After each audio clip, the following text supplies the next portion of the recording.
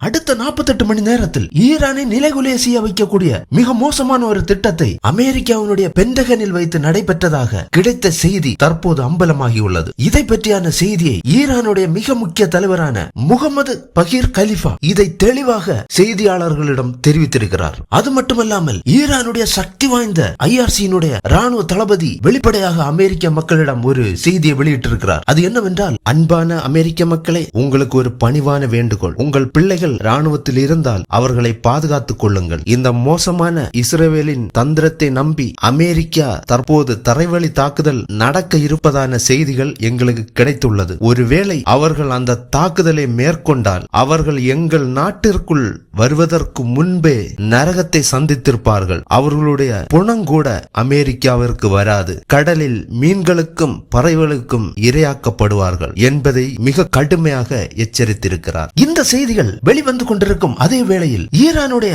கப்பல் படை கமாண்டோ தளபதி அலி லிசா தங்சாரி அவசரமான முறையில் கொல்லப்படுகிறார். அவர் உயிரோடு இருந்திருந்தால் 2 நாட்களுக்கு முன்பே அமெரிக்காவினுடைய பென்டகனில் வைத்து நடைபெற்ற அந்த கூட்டத்தின் டிஃபென்ஸ் செக்ரட்டரி மற்றும் ஜாயிண்ட் சீஃப் இவர்கள் மேற்கொள்ளப்பட்ட திட்டங்கள் நடைபெறுவதற்கான சாத்திய கூறுகள் இருக்காது என்பதனால் இவர் கொலை செய்யப்பட்டாரா என்பதை பற்றியெல்லாம் தெளிவாக இந்த வீடியோவில் நாம் பார்க்க போகிறோம். இந்த போரை நாம் தொடர்ச்சியாக பார்த்து கொண்டிருக்கும் போது அமெரிக்காவினர் என்ன சொல்லுகிறார்கள்? இந்த போரில் நாங்கள் வெற்றி பெற்று விட்டோம், ஈரானுடைய எல்லாவற்றையும் அழித்து விட்டோம், இனி அங்கே அழிப்பதற்கு ஒன்றுமில்லை, இப்படி சொல்லுகிறார்கள். ஆனால் இந்த ஸ்ட்ரைட் ஆஃப் ஹார்மோன்ஸ் என்ற பகுதியை அவர்களால் நெருங்க கூட முடியவில்லை. அவர்களுடைய கப்பலோ அவர்களுடைய நட்பு நாடுகளுடைய கப்பலையோ அந்த வழியாக அவர்களால் கடந்து வரவே முடியவில்லை. அப்படி என்றால் இந்த போரில் அவர்கள் என்ன வெற்றி பெற்றார்கள்? அவர்கள் படுதோல்வி அடைந்திருக்கிறார்கள். அதுமில்லாமல் இந்த அமெரிக்க படையினர் அரபு நாடுகளில் தங்களுடைய தளங்களை அமைத்து அங்கே இருந்து ஈரானை தாக்கினார்கள். ஆனால் அந்த தளங்கள்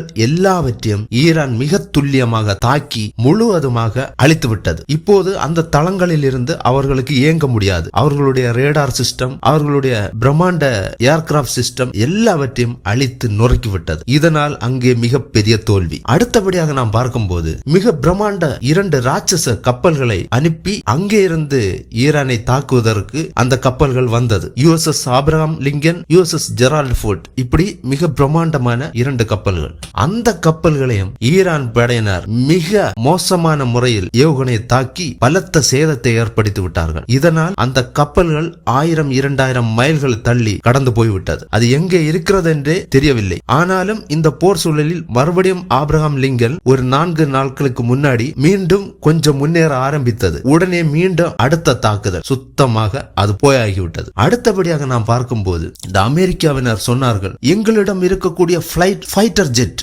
எந்த ரேடார்களிலும் சிக்காது, அவ்வளவுக்கு மிக பவர்ஃபுல்லான ஃபைட்டர் ஜெட். அப்படிப்பட்ட F-35, F-15 அப்படி நிறைய ஃபைட்டர் ஜெட் எல்லாம் இருக்கு. அவைகளை ஈரான் படையினர் தங்களுடைய சோல்டர் டேங்கர் மூலம் மிக துல்லியமாக சென்சார்களை மட்டுமே பயன்படுத்தி மிக துல்லியமாக 1 by 1 தாக்கி அழித்துக் கொண்டே இருக்கிறார்கள். அப்படி பார்க்கும்போது அமெரிக்காவுடைய தளங்கள் அழிக்கப்பட்டது, கப்பல்களை அடித்து விரட்டி துரைத்து விட்டார்கள், வான்வழி தாக்குதலும் தோல்வி அடைந்துள்ளது. இப்படி எல்லாவற்றிலும் தோல்வியை சந்தித்துக் கொண்டிருக்கிறார்கள். ஆனால் பேச்சுவார்த்தை என்ற பெயரில் தங்களை பாதுகாத்துக் கொள்வதற்கு இப்படி ஒரு நாடகம். இப்படிப்பட்ட இந்த சூழல்கள் நடைபெற்றுக் கொண்டிருக்கும் போது ட்ரம்ப் 5 நாள் போர் நிறுத்தத்தை அறிவித்திருந்தார். ஆனால் அங்கே நடைபெற்றது என்னவென்றால், இவர்கள் இனி இருக்கக்கூடிய ஒரே ஒரு தாக்குதல் மட்டும்தான் இருக்கிறது. அது என்னவென்றால் தரைவழி தாக்குதல். இந்த தாக்குதல் நேரடியாக அதிநவீன விமானங்கள் மூலம் வந்து பாராசூட்டுகளின் மூலம் குதித்து அங்கு இருக்கக்கூடிய இலக்கங்களை எல்லாம் அழித்து ஒழித்து தங்களுடைய கட்டுப்பாட்டுக்குள் கொண்டு வருவதுதான் இந்த படையினருடைய நோக்கம். இது மிக பவர்ஃபுல்லான படைன்னு சொல்லுறாங்க. இந்த படை ஜப்பானுடைய கடல் பகுதியில் மிகுந்த தீவிர பயிற்சியில் ஈடுபட்டு கொண்டிருந்தது. அது இப்போது ஈரானை நோக்கி வந்து கொண்டிருக்கிறது. இது இல்லாமல் கூடுதலாக பல ஆயிரம் அமெரிக்க ராணுவத்தினரை ஈரானை நோக்கி அனுப்பி வைத்துக் கொண்டிருக்கிறார்கள். இது எதற்காக என்றால், ஈரானுடைய கட்டுப்பாட்டில் இருக்கக்கூடிய இந்த கார்க் தீவு தான் இதில் முக்கியமான ஒரு இடம். அது ஈரானுடைய இதயம்னு கூட சொல்லலாம். ஏனென்றால் அங்கே இருந்துதான் 90% எரிபொருள் ஏற்றுமதி, அதாவது பெட்ரோல், டீசல், கேஸ், ஹீலியம் போன்ற அனைத்தையும் ஏற்றுமதி பண்ணக்கூடிய ஒரு தீவு தான் இந்த கார்க் தீவு. இந்த கார்க் தீவு ஈரானிலிருந்து கிட்டத்தட்ட ஒரு 25 கிலோமீட்டர் கடலுக்குள் இருக்கக்கூடிய ஒரு சின்ன தீவு. இதனுடைய அமைப்பு என்னவென்றால், ஈரான் தேசத்தில் உள்ள எண்ணெய் கிணறுகள் மற்றும் எரிவாயு உற்பத்திகள் எல்லாவற்றையும் மிக பிரம்மாண்டமான குழாய்கள் மூலம் கடல் வழியாக துளைத்து தீவிற்குள் கொண்டு வந்து அதை பதன்படுத்தி அங்கிருந்து இருந்துதான் உலக நாடுகளுக்கு எண்ணெய்களை ஏற்றுமதி பண்ணுகிறார்கள். ஆசியா, ஐரோப்பிய நாடுகளுக்கெல்லாம் அங்கே இருந்துதான் ஏற்றுமதியாகி இந்த ஸ்ட்ரைட் ஆஃப் ஹார்மோன்ஸ் வழியாக கடந்து செல்கிறது. இப்போது இவைகள் அனைத்தும் ஈரானுடைய கட்டுப்பாட்டில் தான் இருக்கிறது. இனி இந்த போரில் அவர்கள் இந்த ஸ்ட்ரைட் ஆஃப் ஹார்மோன்ஸை பிடித்தால் மட்டுமே அவர்களுடைய, அதாவது அமெரிக்கா மற்றும் அதன் கூட்டணி நாடுகளுக்கு தங்கு தடையின்றி இந்த எரிபொருட்களை எல்லாம் ஸ்ட்ரைட் ஆஃப் ஹார்மோன்ஸ் வழி கடந்து செல்ல முடியும். அதற்கு ஒரே வாய்ப்பு இந்த கார்க்கு தீவை, அதை சுற்றி ஒரு 3 தீவுகள் இருக்கு. இவைகளை பிடிப்பதில் தான் அவர்களுடைய வெற்றி. இப்படி ஈரானுடைய மிக முக்கியமான இந்த இதய பகுதியை அவ்வளவு எளிதாக பிடிக்க முடியுமா? நீங்க கொஞ்சம் யோசிச்சு பாருங்க.